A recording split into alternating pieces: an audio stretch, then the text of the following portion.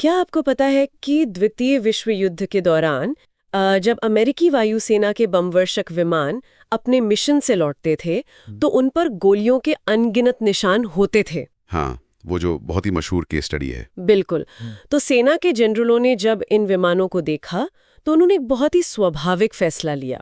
मतलब उन्होंने सोचा कि जिन हिस्सों पर सबसे ज्यादा गोलियां लगी हैं वहां विमान के कवच को और मजबूत कर दिया जाए। जो कि सामान्य इंसान की नजर में बिल्कुल सही फैसला लगता है। हाँ, लेकिन एक गणितज्ञ थे जिनका नाम अब्राहम वॉल्ट था। उन्होंने इस फैसले को पूरी तरह से गलत बताया। मतलब उनका सुझाव बिल्कुल उल्टा था।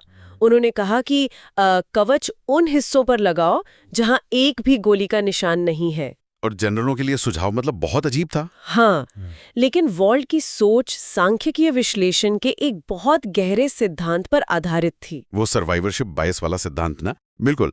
वॉल्ट ने ये महसूस किया कि सेना सिर्फ उन्हीं विमानों का अध्ययन कर रही थी जो सुरक्षित लौट आए थे। मतलब जिन हिस्सों पर गोलियां लगी थी वे विमान को गिराने के लिए काफी नहीं थी। Oh wow! तो जो विमान उन खाली हिस्सों पर गोली खा रहे थे, जैसे कि इंजन या कॉकपिट, वो तो क्रैश हो गए थे। वो तो लौट कर ही नहीं आए।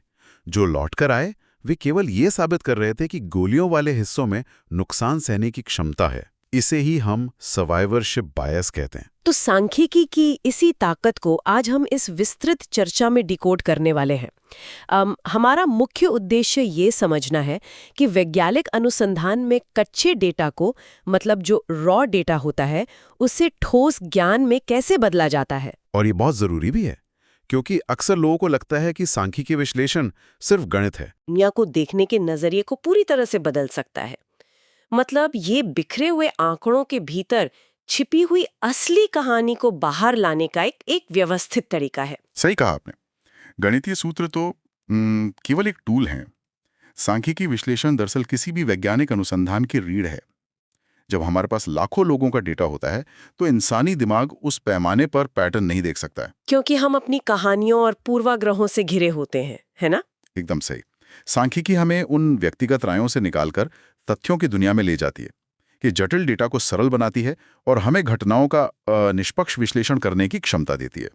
तो चलिए इसकी बिल्कुल तह तक जाते हैं। जब कोई रिसर्चर अपना डेटा इकट्ठा कर लेता है तो उसके सामने आंकड़ों का एक विशाल और अस्त व्यस्त पहाड़ होता है, एक बिखरे हुए कमरे की तरह। तो इस डेटा को व्यवस्थित करने की प्रक्रिया शुरू कहाँ से होती है? तो इस प्रक्रिया के कुछ चरण होते हैं, लेकिन इसका सबसे पहला और क्रिटिकल कदम है डेटा संपादन, जिसे हम डेटा एडिटिंग और कोडिंग कहते हैं। एक सेकेंड, चलिए इसे थोड़ा सरल भाषा में समझते हैं। क्या डेटा एडिटिंग का मतलब अपनी मर्जी से डेटा को बदलना है? मतलब जो हमें पसंद नहीं आ रहा उसे हटा देना? नहीं नहीं, बिल्कुल नहीं। संपादन का मतलब हेरफेर करना नहीं है। जब आप फील्ड से डेटा लाते हैं तो उसमें बहुत सी कमियां होती हैं। अच्छा, किस तरह की कमियां? जैसे मान लीजिए किसी ने फॉर्म में अपनी उम्र की जगह अपना फोन नंबर लिख दिया है या कोई सवाल खाली छोड़ दिया है। संपादन का मतलब इन स्पष्ट त्रुटियों को हटाना है ताकि ऑब्जेक्टिविटी यानी निष्पक्षता बनी रहे। ओह, समझ गई। अगर हम इस कचरे को साफ नहीं करेंगे तो आगे का पूरा विश्लेषण ही ढह जाएगा। बिल्कुल। अगर डेटा ही गलत है तो नतीजे भी गलत होंगे। इस पर मुझे एक बहुत ही मशहूर उदाहरण याद आ रहा है। 1999 में नासा का जो मार्स क्लाइमेट ऑर्बिटर अंतरिक्ष यान था, वो मंगल ग्रह के वायुमंडल में जाते ही जलकर राख हो गया था। हाँ, वो डेटा कोडिंग की चूक वाला मामला। हाँ, इस $125 मिलियन के नुकसान की वजह कोई तकनीकी खराबी नहीं थी। एक टीम ने नेविगेशन डेटा को मीट्रिक सिस्टम यानी न्यूटन और मीटर्स में कोड किया था और दूसरी टीम ने उसे इंपीरियल सिस्टम यानी पाउंड और फीट में इस्तेमाल कर लिया। बाप रे, ये तो बहुत बड़ी गलती थी। दोनों टीमों का डेटा अपनी अपनी जगह सही था, लेकिन उसका मानकीकरण यानी स्टैंडर्डाइजेशन नहीं हुआ था। और डेटा एडिटिंग और कोडिंग का महत्व यही है। कोडिंग का मतलब है हर जानकारी को एक ऐसी संख्यात्मक भाषा में बदलना जिसे कंप्यूटर समझ सके। जैसे अगर जेंडर है तो पुरुष के लिए 1 और महिला के लिए 2 असाइन करना। बिल्कुल। जब ये प्रक्रिया पूरी हो जाती है तब जाकर हम उस साफ डेटा को अलग अलग वर्गों में बांटते हैं, टेबल्स बनाते हैं और फिर विश्लेषण के लिए तैयार करते हैं। ठीक है, तो एक बार जब ये सारा डेटा साफ होकर हमारी टेबल पर आ जाता है तो हम उसका सारांश निकालते हैं। जहां तक मैंने पढ़ा है इसे वर्णनात्मक सांख्यिकी या डिस्क्रिप्टिव स्टैटिस्टिक्स कहा जाता है। हाँ, वर्णनात्मक सांख्यिकी ये केवल डेटा का सारांश देती है। हम सभी ने स्कूल में मीन यानी औसत, मीडियन और मोड के बारे में पढ़ा है। लेकिन असल जिंदगी के डेटा पर काम करते समय केवल औसत या मीन पर निर्भर रहना बहुत खतरनाक हो सकता है ना? बहुत खतरनाक। और यहाँ सबसे दिलचस्प बात यह है कि औसत बाहरी या चरम मूल्यों से बहुत जल्दी प्रभावित हो जाता है। चरम मूल्य मतलब एक्सट्रीम वैल्यूज। हाँ, मान लीजिए हम एक देश के 10 लोगों की आय का विश्लेषण कर रहे हैं।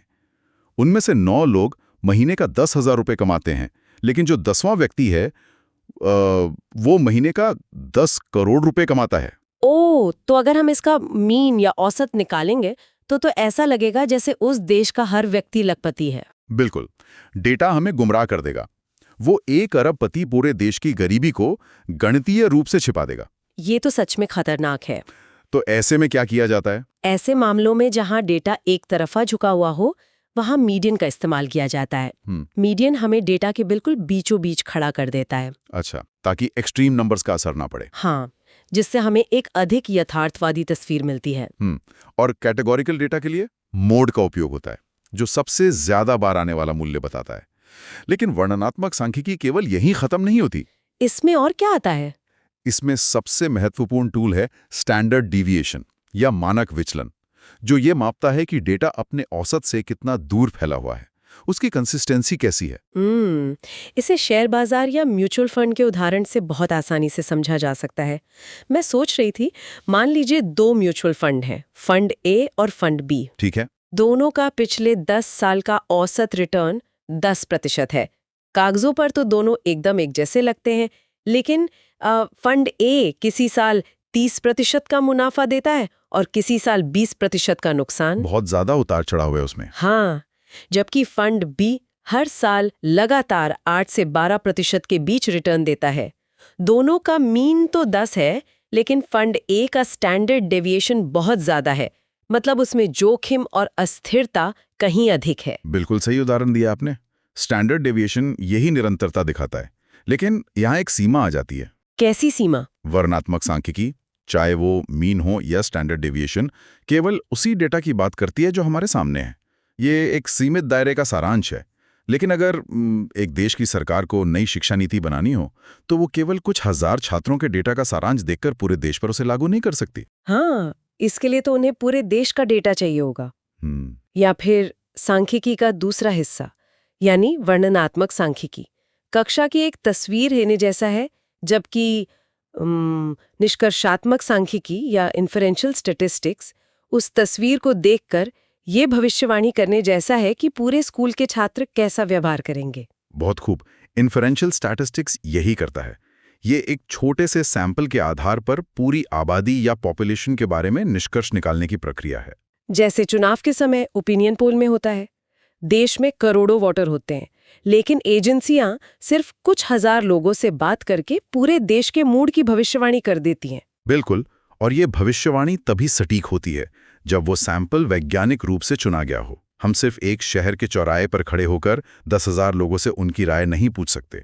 तो इसके लिए क्या तकनीकें होती हैं? उसके लिए रैंडम सैम्पलिंग या स्ट्रैटिफाइड सैम्पलिंग जैसी तकनीकें इस्तेमाल होती हैं। स्ट्रैटिफाइड सैम्पलिंग में हम ये सुनिश्चित करते हैं कि उस छोटे से सैंपल में हर उम्र, हर वर्ग और हर क्षेत्र के लोगों का वैसा ही अनुपात हो जैसा कि पूरे देश की आबादी में है। मतलब सैंपल पूरी आबादी का एक छोटा रूप होना चाहिए। हाँ, इन्फ्रेंशियल सांख्यिकी हमें वो टूल देती है जिनसे हम इस सैंपल के नतीजों को पूरे आत्मविश्वास के साथ पूरी आबादी पर लागू कर सकते हैं। जब हम इस तरह से डेटा को देखते हैं तो हम अक्सर ये खोजना चाहते हैं कि विभिन्न चीजें एक दूसरे से कैसे जुड़ी हैं। सांख्यिकी की भाषा में इन्हें चर या वेरिएबल्स कहा जाता है ना? हाँ, वेरिएबल्स। एक स्वतंत्र चर यानी इंडिपेंडेंट वेरिएबल होता है जिसे हम बदल सकते हैं, और एक निर्भर चर यानी डिपेंडेंट वेरिएबल होता है जिस पर उस बदलाव का असर पड़ता है। और शायद इन चरों को मापने के भी अलग-अलग स्तर होते हैं। बिल्कुल, नॉमिनल, ऑर्डिनल, इंटरवल, रेशियो, और शोधकर्ताओं को ये पता होना चाहिए कि उनका डेटा किस तरह का है। जैसे कि कोई उदाहरण? जैसे अगर हम किसी सर्वे में लोगों से पूछें कि उन्हें कोई सेवा कैसी लगी और वे उसे 1 से 5 के बीच रेटिंग दें, तो ये ऑर्डिनल डेटा है। इसमें एक क्रम तो है, लेकिन हाँ, क्रम है, लेकिन 1 और 2 रेटिंग के बीच का अंतर जरूरी नहीं कि 4 और 5 रेटिंग के बीच के अंतर के बराबर हो। हम इस डेटा को वैसे ट्रीट नहीं कर सकते जैसे हम वजन या ऊंचाई नापते हैं। समझ गई। तो इस डेटा के बीच के रिश्तों को समझने के लिए 2 बहुत ही भारी भरकम शब्दों का इस्तेमाल होता है, सहसंबंध विश्लेषण यानी कोरिलेशन और प्रतिगमन विश्लेषण यानी रिग्रेशन। जी, कोरिलेशन और रिग्रेशन। अगर हम शिक्षा और आय का उदाहरण लें तो कोरिलेशन हमें बताता है कि जैसे जैसे शिक्षा का स्तर बढ़ता है वैसे वैसे आय भी बढ़ती है। ये पॉजिटिव कोरिलेशन हुआ। लेकिन मुझे श्रोताओं की ओर से एक बुनियादी सवाल पूछना है। हाँ, पूछिए। अगर हमें कोरिलेशन से पता चली जाता है कि 2 चीजें जुड़ी हुई हैं, तो फिर हमें रिग्रेशन नाम के इस भारी भरकम शब्द, वो जो y = a + bx वाला समीकरण है, उसकी क्या जरूरत है? ये बहुत ही शानदार सवाल है। देखिए, कोरिलेशन हमें केवल ये बताता है कि 2 चीजें एक साथ चल रही हैं या नहीं और उनकी दिशा क्या है। सिर्फ दिशा? हाँ, पॉजिटिव है या नेगेटिव। लेकिन नीति निर्माताओं या कंपनियों को केवल दिशा नहीं चाहिए होती है, उन्हें सटीक भविष्यवाणी चाहिए होती है, फोरकास्टिंग चाहिए होती है। अच्छा, मतलब नंबर चाहिए होते हैं। बिल्कुल। अगर कोई सरकार शिक्षा बजट बढ़ाना चाहती है तो वो ये जानना चाहेगी कि शिक्षा में 1 साल की वृद्धि करने पर किसी नागरिक की आय में ठीक कितने हजार रुपए की बढ़ोतरी होगी। ओह, तो रिग्रेशन वो फॉर्मूला तैयार करता है जो हमें ये सटीक आंकड़ा देता है। जी हाँ, रिग्रेशन एनालिसिस एक गणितीय समीकरण बनाता है जो हमें ये अनुमान लगाने की ताकत देता है कि अगर हम स्वतंत्र चर में 1 यूनिट का बदलाव करें तो निर्भर चर में कितना बदलाव आएगा। ये भविष्य की योजना बनाने के लिए एक अचूक हथियार है। ये तो बहुत पावरफुल है। लेकिन यहाँ मेरे दिमाग में एक और बुनियादी सवाल उठता है। बताइए। हमने डेटा में पैटर्न देख लिए, रिग्रेशन से भविष्यवाणियां भी कर लीं, लेकिन इंसान का दिमाग तो ऐसा है कि वो बादलों में भी चेहरे ढूंढ लेता है। हाँ, ये तो है। इंसान हमेशा पैटर्न खोजता है। तो हम कैसे यकीन करें कि जो पैटर्न हमें डेटा में दिख रहा है वो वास्तव में एक वैज्ञानिक सच्चाई है? मतलब वो केवल एक संयोग या किस्मत का खेल तो नहीं है? विज्ञान कभी भी केवल अवलोकन या संयोग पर भरोसा नहीं करता और यहीं पर सांख्यिकी का सबसे महत्वपूर्ण हिस्सा आता है, परिकल्पना परीक्षण यानी हाइपोथेसिस टेस्टिंग। Hypothesis testing? हाँ, ये पूरी रिसर्च प्रक्रिया का सबसे क्रिटिकल चरण है। जब कोई रिसर्चर कोई दावा करता है तो उसे सांख्यिकीय परीक्षणों की आग से गुजरना होता है। इसमें एक बहुत ही दिलचस्प सिद्धांत का पालन किया जाता है जिसे नल हाइपोथेसिस या शून्य परिकल्पना कहा जाता है। मुझे ये नल हाइपोथेसिस का कॉन्सेप्ट थोड़ा अजीब लगता है। मतलब एक शोधकर्ता के रूप में अगर मैं ये साबित करना चाहती हूँ कि मेरी बनाई हुई नई दवा से बीमारी ठीक होती है, तो मैं सीधे अपने डेटा से ही यही बात क्यों नहीं साबित करती? हम शुरुआत में ये मानकर क्यों चलते हैं कि दवा का कोई असर नहीं है या शून्य संबंध है? क्योंकि वैज्ञानिक ज्ञान में सबसे जरूरी चीज है निष्पक्षता। न्याय प्रणाली में जैसे एक सिद्धांत होता है ना, इनोसेंट अंटिल प्रूवन गिल्टी, मतलब जब तक दोष साबित ना हो जाए तब तक व्यक्ति निर्दोष है। हाँ, बिल्कुल। सांख्यिकी भी इसी तरह काम करती है। एक रिसर्चर ने अपनी दवा बनाने में सालों लगाए। वो अंदर से चाहता है कि दवा काम करे। अगर वो सीधे अपनी बात साबित करने जाएगा तो वो अनजाने में केवल उसी डेटा पर ध्यान देगा जो उसके पक्ष में है। बायस आ जाएगा। ओह, कंफर्मेशन बायस। बिल्कुल। इसलिए विज्ञान उसे मजबूर करता है कि वो नल हाइपोथेसिस से शुरुआत करे, ये मानकर कि दवा और रिकवरी के बीच शून्य संबंध है। यानी हमें पहले ये मान लेना है कि हमारी रिसर्च का कोई प्रभाव नहीं है और फिर हमारे डेटा को इतना मजबूत होना चाहिए कि वो इस शून्य धारणा को खारिज कर सके। एकदम सही। सांख्यिकी में हम अपनी धारणा को साबित नहीं करते, हम केवल उस नल हाइपोथेसिस को गलत साबित करते हैं और इसके लिए विभिन्न प्रकार के टेस्ट इस्तेमाल किए जाते हैं। जैसे कि टी टेस्ट या जेड टेस्ट। हाँ, उदाहरण के तौर पर अगर एक मार्केटिंग कंपनी ये देखना चाहती है कि विज्ञापन का नया तरीका पुराने तरीके से बेहतर है या नहीं, तो वो टी टेस्ट का उपयोग करेंगे जो 2 समूहों की तुलना करता है। लेकिन अगर 3 या उससे ज्यादा अलग अलग विज्ञापन कैंपेन्स की तुलना करनी हो तो तब क्या करेंगे? तब वे एनोवा यानी एनोवा टेस्ट का इस्तेमाल करेंगे। और मैंने पढ़ा है कि कैटेगोरिकल डेटा के लिए ची स्क्वायर टेस्ट का उपयोग किया जाता है। हाँ, ची स्क्वायर या काई स्क्वायर भी कहते हैं इसे।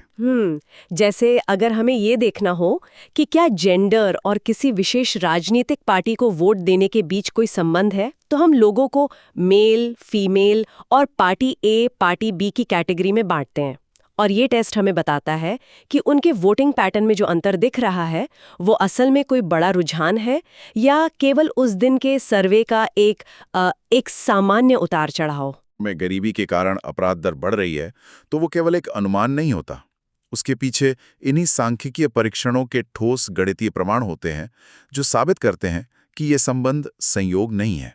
आजकल तो SPSS, R, पाइथन और एक्सेल जैसे बहुत ही एडवांस सॉफ्टवेयर आ गए हैं। आप बस अपना डेटा डालिए, कुछ बटन दबाइए और ये सारे परीक्षण चंद सेकंड में हो जाते हैं। रंग बिरंगे ग्राफ स्क्रीन पर आ जाते हैं। हाँ, टेक्नोलॉजी ने काम बहुत आसान कर दिया है। लेकिन मुझे लगता है कि ये स्वचालन ने एक भ्रम भी पैदा कर दिया है। ऐसा लगने लगा है कि सांख्यिकी हर समस्या का समाधान है, पर हर शक्तिशाली टूल की तरह इसके साथ भी एक वार्निंग लेबल जुड़ा होना चाहिए, है ना? इसकी भी अपनी सीमाएं होंगी। बहुत बड़ी सीमाएं। सबसे बड़ी सीमा है क्वांटिफिकेशन की समस्या। इसका क्या मतलब हुआ? मतलब हम हर मानवीय अनुभव को एक संख्या में नहीं बदल सकते। आप किसी देश की जीडीपी माप सकते हैं, लेकिन क्या आप उस देश के नागरिकों के मानसिक सुख या उनकी पीड़ा को 1 से 10 के स्केल पर पूरी सटीकता से माप सकते हैं? नहीं, भावनाएं तो बहुत जटिल होती हैं। बिल्कुल। जब हम जटिल इंसानी भावनाओं को केवल डेटा पॉइंट में सिकोड़ देते हैं तो हम अक्सर वास्तविकता का अत्यधिक सरलीकरण कर देते हैं, जिसे ओवर सिंप्लीफिकेशन कहते हैं। इससे नीतियां तो बन जाती हैं, लेकिन वे जमीनी हकीकत से कटी हुई होती हैं। ये तो बहुत गहरी बात है और मुझे लगता है कि डेटा की गुणवत्ता पर निर्भरता भी एक बहुत बड़ा मुद्दा है। कंप्यूटर साइंस का वो पुराना सिद्धांत यहाँ भी लागू होता है, गार्बेज इन गार्बेज आउट। अरे वाह, बिल्कुल सही पकड़ा आपने। मतलब अगर आपके पास दुनिया का सबसे महंगा और बेहतरीन सांख्यिकीय सॉफ्टवेयर है, लेकिन आपने उसमें जो डेटा डाला है वो बायस्ड है, गलत तरीके से इकट्ठा किया गया है या उसमें त्रुटियां हैं, तो वो सॉफ्टवेयर आपको पूरे आत्मविश्वास के साथ एक गलत नतीजा निकाल कर देगा। 100%। यानी सांख्यिकी टूल एक हाईटेक GPS की तरह है। अगर आपने पता गलत डाला है, यानी खराब डेटा डाला है, तो वो आपको बिल्कुल सही रास्ते से एक गलत मंजिल पर पहुंचा देगा। बहुत ही बेहतरीन एनालॉजी है ये। अगर हम इसे बड़ी तस्वीर से जोड़ें तो सांख्यिकी कोई जादुई छड़ी नहीं है। हाँ, ये अपने आप में पूर्ण सत्य नहीं है, बल्कि सत्य तक पहुंचने का एक साधन मात्र है, एक टूल है। इसके साथ कुछ नैतिक मुद्दे भी जुड़े हैं, जैसे डेटा में हेरफेर करना, निजता का उल्लंघन या गलत रिपोर्टिंग। Data manipulation. हाँ, एक अच्छा शोधकर्ता केवल अपनी पी वैल्यू या रिग्रेशन के ग्राफ देखकर खुश नहीं होता। वो ये भी पूछता है कि ये डेटा कहाँ से आया, इसे कैसे मापा गया और क्या इस गणितीय निष्कर्ष का वास्तविक दुनिया में कोई अर्थ भी है। यह एक बहुत ही महत्वपूर्ण दृष्टिकोण है। हमने इस विस्तृत चर्चा में डेटा के संपादन से लेकर हाइपोथेसिस टेस्टिंग और उसकी सीमाओं तक का एक लंबा सफर तय किया है। लेकिन एडवांस सांख्यिकी में कुछ ऐसे कॉन्सेप्ट्स भी हैं जो इस पूरे विषय को एक रहस्यमयी गहराई देते हैं। आप मल्टीवेरिएट एनालिसिस की बात कर रही हैं? हाँ, मल्टीवेरिएट एनालिसिस, जहां हम एक साथ दर्जनों चरों का अध्ययन करते हैं, या फिर फैक्टर एनालिसिस। ओहो, फैक्टर एनालिसिस वास्तव में एक बहुत ही शक्तिशाली तकनीक है। ये कैसे काम करती है? देखिए, जब डेटा का पहाड़ इतना विशाल हो जाता है कि इंसान तो क्या, सामान्य सांख्यिकी भी उसमें उलझ जाती है, तब ये तकनीक काम आती है। ये डेटा में छिपे हुए पैटर्न निकालती है। अच्छा, कोई उदाहरण? उदाहरण के लिए ई-कॉमर्स कंपनियां फैक्टर एनालिसिस का उपयोग करके ये खोज निकालती हैं कि उनके प्लेटफॉर्म पर खरीदारी करने वाले ग्राहकों के अनगिनत क्लिक्स और कार्ट आइटम्स के पीछे कुछ छिपे हुए पैटर्न है। मतलब वो हमारे बिहेवियर को ट्रैक कर रहे हैं। हाँ, ये तकनीक उन अदृश्य तारों को ढूंढ निकालती है जो पहली नजर में बिल्कुल अलग-अलग दिखने वाले व्यवहारों को आपस में जोड़ रहे होते हैं। Oh wow! और यहीं से मेरे दिमाग में एक विचार आ रहा है, एक बहुत ही प्रोवोकेटिव थॉट है। बताइए, क्या सोच रही हैं आप? मैं सोच रही थी कि अगर फैक्टर एनालिसिस जैसी उन्नत तकनीकें डेटा के पहाड़ों में ऐसे अदृश्य पैटर्न ढूंढ सकती हैं जो हमारी सामान्य आंखों को बिल्कुल नहीं दिखते, तो क्या ये संभव है कि हमारा दैनिक मानवीय व्यवहार, हमारी पसंद, हमारे जीवन के वे फैसले जो हमें बहुत स्वतंत्र और अप्रत्याशित लगते हैं, वे भी वास्तव में किसी बहुत ही सख्त सांख्यिकीय पैटर्न का हिस्सा हों? ये तो बहुत ही गहरा सवाल है। मतलब क्या ये हो सकता है कि हमारा पूरा समाज बस एक बड़ा गणितीय समीकरण हो जिसे हमने बस अभी तक सही ग्राफ पर नहीं उतारा है? ये एक ऐसा सवाल है जो विज्ञान को दर्शनशास्त्र के दरवाजे पर ले जाकर खड़ा कर देता है। जैसे जैसे हम मशीन लर्निंग और आर्टिफिशियल इंटेलिजेंस की दुनिया में आगे बढ़ रहे हैं, मेरा मानना है कि शायद भविष्य का सांख्यिकीय विश्लेषण हमें इस सवाल का जवाब भी दे सके। बिल्कुल। और इस गहरे और विचारोत्तेजक सवाल के साथ हम सांख्यिकीय विश्लेषण की इस विस्तृत चर्चा को यहीं विराम देते हैं। सुनने वालों के लिए यह सोचने वाली बात है कि अपने आसपास के छिपे हुए पैटर्न को खोजना जारी रखिए, क्योंकि हर आंकड़े के पीछे एक कहानी होती है, बस उसे सही सांचे में ढालने की जरूरत होती है।